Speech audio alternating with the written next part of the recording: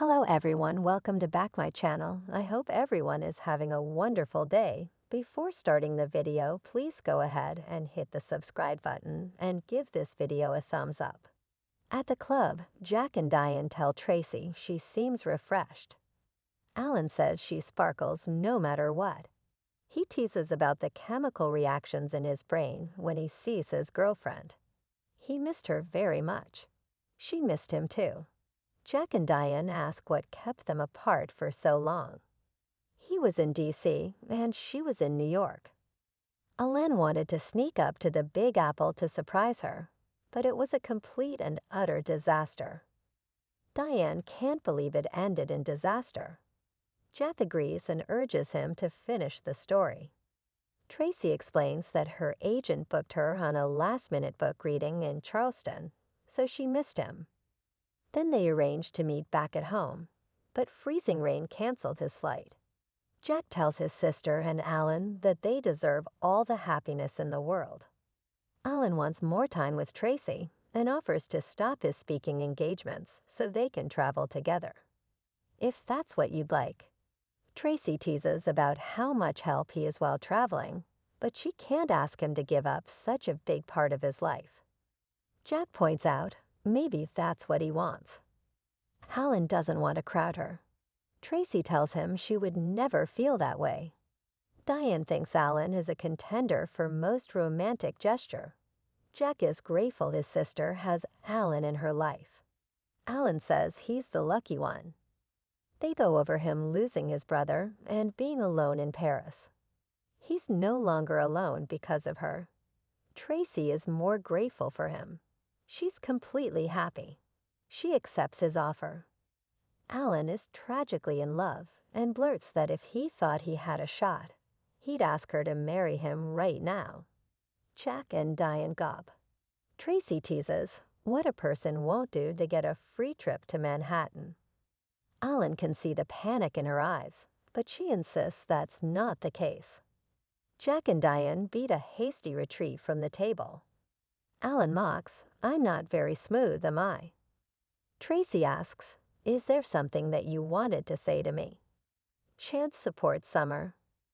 At Crimson Lights, Chance shows Nick where Phyllis and Sharon were last seen. Sharon comes in and asks if there's news. Nick says they have new information. Chance tells her they've been security cam footage of the van's movements. Nick thinks they have the general vicinity. Every step gets them closer to finding them. Summer worries that it might be too late, but Nick reminds her how tough Phyllis and Sharon are. They don't know why they were kidnapped, or even if they were. Chance says the security camera doesn't show abduction. Summer asks, "You have instincts, right? What are they telling you?" Chance is forced to admit he has a bad feeling about this. Summer frets, "This is bad." Chance doesn't think Sharon and Phyllis left of their own volition. Nick assures his daughter that the cop will help bring them home. She asks, "What do we do next?" Nick suggests a door-to-door search.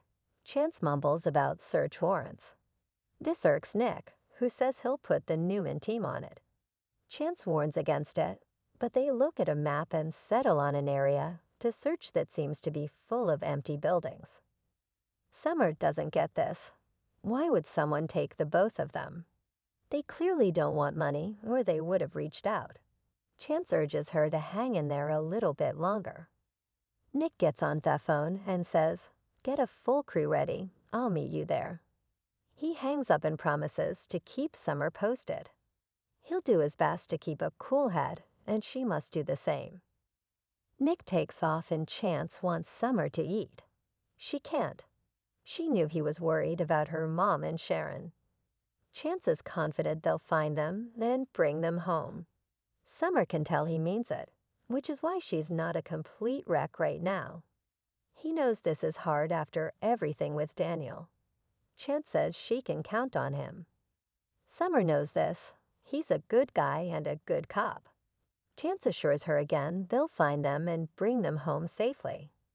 Sharon dies. In the locked room, Phyllis asks the freak if he's watching her as she tries to pick the lock. She taunts the voice, but gets no response. Over her shoulder, she tells Sharon to get up and help her. Sharon, asleep on a sofa with a pillow over her face, is unresponsive. Phyllis rushes over and begs Sharon not to freak her out. She tells her over and over to wake up, but she remains unconscious.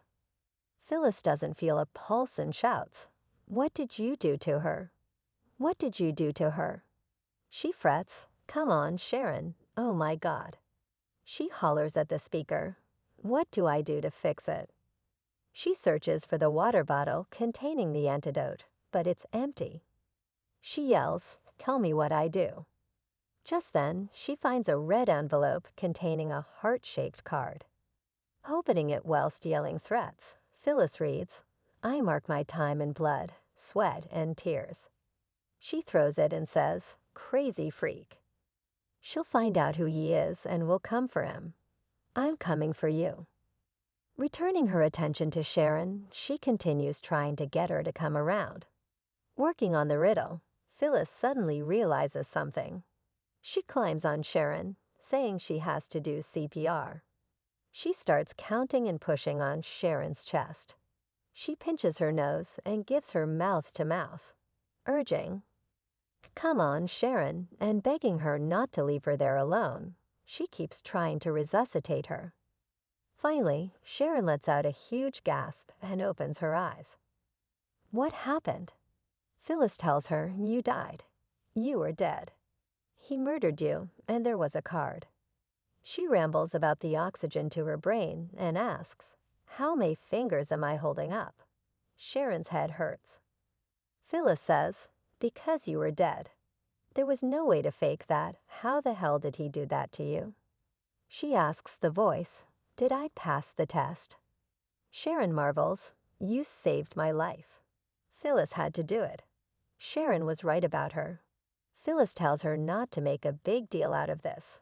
A few minutes ago, she was a corpse. Sharon says, "I saved your life, and you saved mine." Billy gives Nick a new lead. At the ranch, Nick tells Chance by phone that they'll be fast and thorough. Billy rings the doorbell and asks if there's anything new. Nick updates him on the search in the old warehouse district. Billy has something too.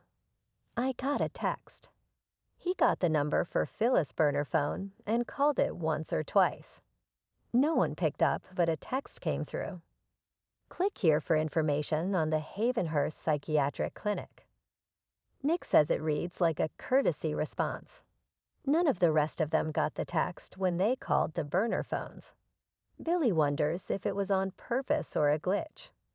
Nick wants to get it to Chance right away, but first checks to see if it's a real place. Looking it up, he finds out it exists, but is permanently closed. And it's in the warehouse district they're going to search. That can't possibly be a coincidence. Alan pops the question. At the GCAC, Alan tells Traci he was winging it when he mentioned marriage. They don't have to have this discussion now if she doesn't want to. Traci doesn't want to set this aside and circle back to it later. Alan takes her hands in his. "I spent a lifetime without you, Traci." He was productive, but questions if he was really living. Now there's a woman in his life who radiates humanity with a generous heart. Being away from her made him realize his life before wasn't enough. He wants to give her space but be closer to her. "I love you very much. Traci Abed, will you marry me?" Traci cries, "Alan Laurent. Yes, I will marry you." Alan wants to hold on to this moment and asks Traci if it's moving too fast. Traci doesn't care what the rest of the world thinks. You come to a point that you convince yourself you don't need this kind of love anymore, that memories are enough. Alan knows her daughter passed away. Traci talks to her every day and has told her all about him. Finding this with him is like a bonus chapter in her story. Alan determines that he needs to get her a ring. Traci insists it can wait, but he won't hear of it. "I'll be right back," he declares as he rushes toward the door. Jack and Diane pass him and hope he's not fleeing the scene. Pieces start falling into place. In the psychiatric hospital, Phyllis warns Sharon not to drink the water too fast. Sharon chides that it's almost like she cares. It's becoming clear to her that that's what all this is about, getting past the hate, seeing the bigger picture. Phyllis can still hate her and not want her dead. Sharon tells her this situation has changed things. It's changed us. Phyllis denies it's that deep. It's just twisted fun for the sick freak. Sharon says it's true. The voice is enjoying this and getting a sense of control and power. But there can be other layers. The voice told them to think of this like an experiment. He or she was looking for some sort of result. Like humanity can rise above darker emotions. Phyllis adds, or self-preservation trumps all. Maybe they saved each other because they didn't want to be left alone. Sharon needles her for being so contrary. This has cast a light on their relationship and has gone to the extreme of life or death. Phyllis looks up at the speaker on the wall and asks, "Did we dance to your tune?" Sharon muses, "The question is what happens next?" At Crimson Lights, Chance assures Summer they'll get through this. She says she's going to go update Daniel. Just then, Nick and Billy come in with the news about the text mentioning Havenhurst. It's a very specific clue, Nick explains and wonders. But is it the truth, or is it a trap? At Havenhurst, Phyllis tells Sharon they have to take control. They had to get past everything. They saved each other's lives and got past their history. They had to lean on each other and believe in each other emotionally and mentally. That's what it is. Oh my gosh. That's the final riddle. We have to find an escape route together. Sharon feels if it were that simple, they'd have done it already. Phyllis disagrees. They had the distraction of being there together and their loathing. Things are different now. They listen and don't hear anything. Phyllis says the voice is gone. Sharon thinks she's saying this is their chance to get out. Phyllis nods. There is a way out. There has to be. Death is not an option. They agree teamwork will give them their freedom. Sharon holds out her hand, and Phyllis takes it. They look into each other's eyes. At the GCAC, Jack and Diane join Traci and ask, "Any news?" Traci beams. She marvels that she's about to be married and Alan has run out to get a ring. Jack and Diane are thrilled. Traci says it doesn't feel real yet. Jack asks if she's happy. She is. He asks if this is really what she wants. She cries, more than anything. In the park, Alan looks at the engagement ring he's bought for Traci. His phone makes a sound, so he takes it out of his pocket and looks at the screen, which shows a feed of Sharon and Phyllis holding hands in Havenhurst.